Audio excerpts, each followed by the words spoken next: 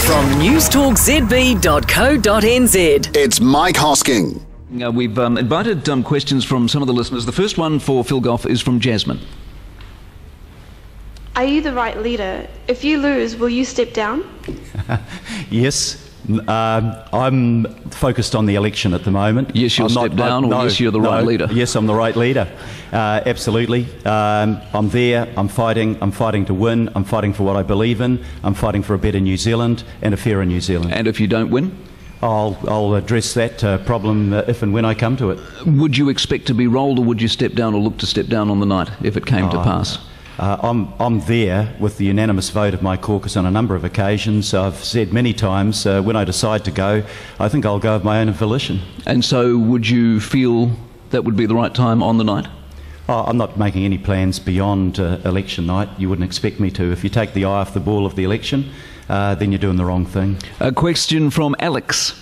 Phil Goff, I want to know why you're always on the attack, why there's always negativity around you, and you never seem to be positive. Yeah, Phil. You know, there's a funny thing about a Westminster democracy. It's called that there is an opposition, Her Majesty's loyal opposition, and the role of the opposition actually is to hold a government to account. So do we have to ask the hard questions of government?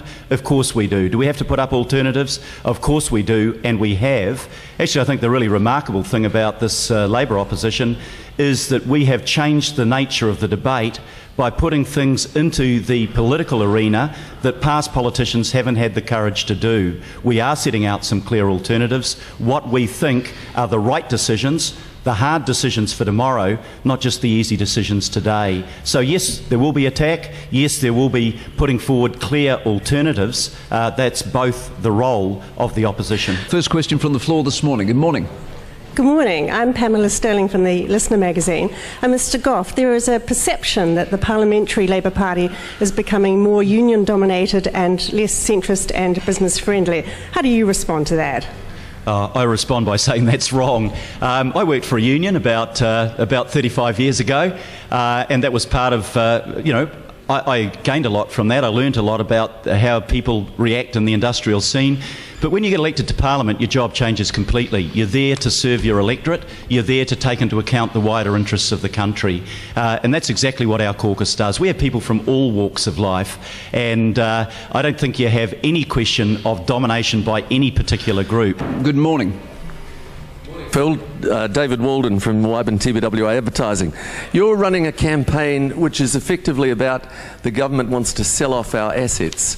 Now, if you look at the policies, surely that's a little bit misleading, because actually what they're saying is they're only going to sell off 49%, keep control, and therefore aren't you misleading everybody by saying, you know, a vote for National is a vote to flog off everything? You ever heard that TUI ads? Yeah, right. Remember Bill English just 2 years ago at a National Party conference, didn't know that somebody was recording him saying, yeah, we're going to flog off Kiwi Bank. Ideologically, the National Party wants to sell off all of those assets.